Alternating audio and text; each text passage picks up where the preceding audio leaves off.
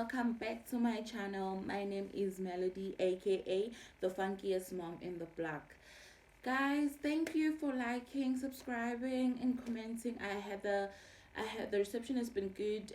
The feedback has been good. The comments you guys are giving me like thumbs up, and please do let me know on where you'd like me to improve. Give me good criticism so I'd know where and how to do better. So today, guys, I'm doing one of my favorite things ever. I love reading, like I said before. So I'll be doing a book review on the book The Secret. So The Secret talks about the law of attraction. I think I have mentioned a bit of it on my previous video. So what I do when I'm reading a book, I always have a pen and a paper. I review the book while I'm reading it. So if I find something interesting, I write it down, which usually takes me longer to finish a book than a normal person because usually people do their reviews after they've read the book. So I do it while reading the book. So what the book is all about is about the law of attraction. I am certain that most people have came across the law of attraction, if not in our childhood, maybe now later in our adulthood. So when this book was introduced to me, it was introduced to me very very dear person to me, and I was in the dark place in my life at that moment. And when Robin Sharma says learning finds us exactly where it should at the exact time, like when you have a lesson at that moment, there could have never been any moment better for you to absorb or get that lesson. So I think this book could have not come at a better time. For me, I was in the dark place and I needed something to revive me, and with this book did that exactly.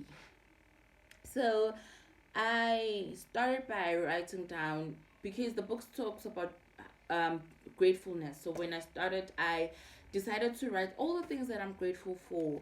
So while I was writing the things that I was grateful for, I realized that I was focusing so much on what I didn't have, the lack of not having things. Because when I was at that moment, a dark phase of my life, I was thinking of what I needed and what I wanted, and I completely ignored the fact of what God has done for me. So when I was writing with all, as little as I have, my organs are working, my limbs are complete. I am alive. I breathe.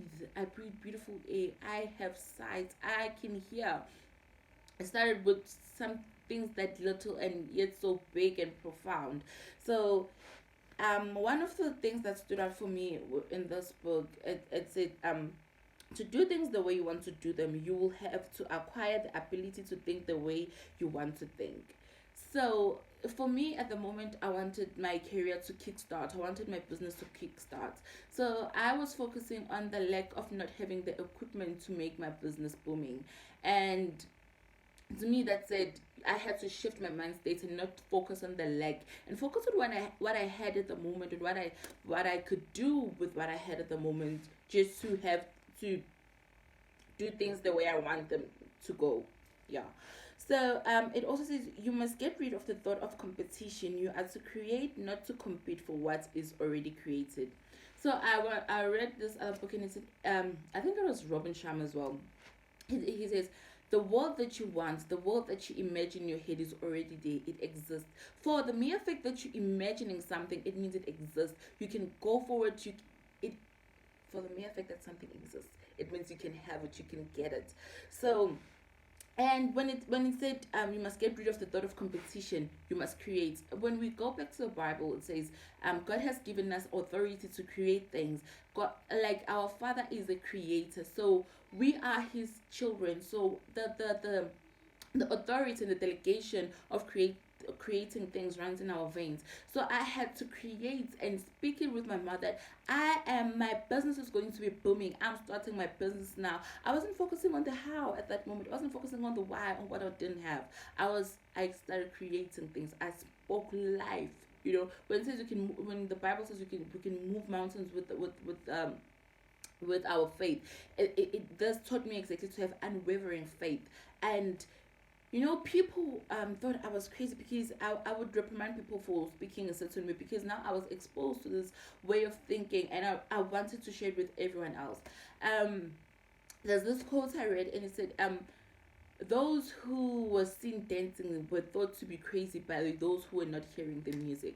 So I was exactly in that phase of my life. People were not hearing the music. They were not hearing the drums, the beat of the drum that I was dancing to, because they were not hearing it. And that made me crazy. And I loved it because look where the craziness has gotten me. It has gotten me so far and so past many things in my life. So allow every season to take its course. When it's at night, enjoy sleeping so you can be amped up in the morning. This was shared to me by the lady who introduced the book to me. She said, um, when it's at night, sleep. And I was like, what is she saying to me? But when I got home, I realized that when it's at night, I should sleep. I should not worry at night. It's at night I should be resting. Even in the Bible, said, don't worry about tomorrow. Tomorrow will worry itself. So that's exactly what it taught me, that allow every season to take its course.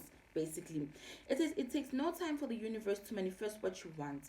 Anytime delay you experience is due to the delay in getting to place of believing, knowing, feeling that you already have it. Get yourself on the frequency of what you want. So this goes back to what I was saying. If I was delaying mentally the fact that my business was gonna start, the fact that my career was gonna be booming, the fact that my health was gonna be booming, the fact that I was starting to get in shape and I was gonna be fit and healthy, the fact that I was gonna I'm having a beautiful and happy family. It was delayed by me because I wasn't aligning my thoughts and my feelings with the frequency of how I want things to be done.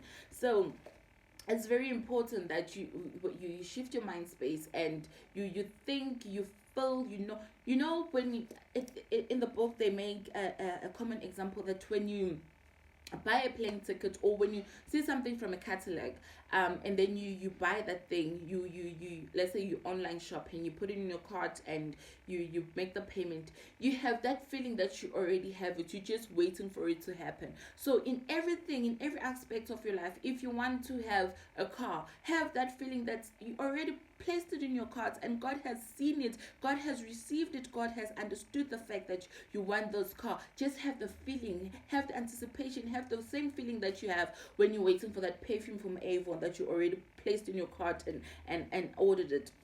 Have the very same feeling, have the very same feeling. And I promise you, when you work on your feelings, you when you pardon me, when you are aware of how you are feeling, it's impossible for you to to be negative because you are aware of your feelings. It says remember to remember. I had started this exercise of, when I find myself thinking about something, I have to reverse back to what brought me to that thought. So that's why the principle remember to remember says, remember what made you think of that thing. You have to go back to your thoughts, fix your thoughts, and align your thoughts. It is very important to think negatively while you're feeling good. It is your feelings are not aligned with your thoughts. So if I feel good, I have to think good things, good stuff, right? Yeah. So it, and then it talks about the creative process. This is also there in the Bible, the ask, believe, and receive. It says, when you ask, command the universe. I want to be happy, I want to be successful, I am going to be successful, I want to be healthy. Believe that it's already yours. Say, I'm getting that permanent job, I'm getting that car. You believe it as when you believe, when you put something in your cart and pray for it, and pay for it, and you're waiting for the delivery. Receive, feel the way you feel once something arrives. Feel that way now. I know when I buy myself some sneakers and I'm just waiting for delivery, I already feel like I have those sneakers because I know I'm not gonna second guess. I'm not gonna go back to the cards and repay and redo. Listen, say it once, believe it, receive it, command it, and just wait for it to happen. While waiting for it, feel like you already have it. Nothing can prevent your picture from coming into concrete form except the same power which gave birth to it.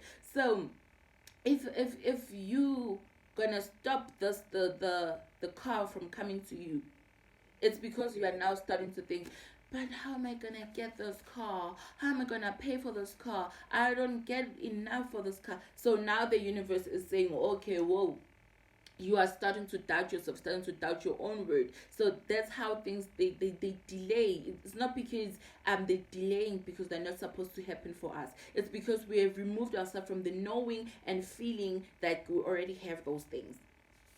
Oh guys, I feel so amped up right now. So all this book is basically saying be aware of your thoughts. All your power is in your awareness of that power. If you are not aware of the power that you have, then it's useless to even have that power, because you don't know how to use that power. You are not aware of what you have. We are creators. Be aware that I can create anything in my mind and it can come into the physical realm, because I believe, I've asked, I've commanded it, and I'm going to receive it. The real secret of power is the consciousness of the power. So when your power is awakened, you can move mountains. You can have multi millions. You can have everything, because you are aware of your power. When you go into a room, and you know what you're going to do there. If you're going to into an interview, and you know your power, you know you already got that job. Going to an interview, you should be already feeling like you got that job, because your power within you is awakened. Your purpose is what you say it is. So your mouth is, what this book has taught me is that my mind and my mouth and my feelings are very powerful, more than anything. More than anything. So how I think, how I speak, how I feel could determine the rest of my life.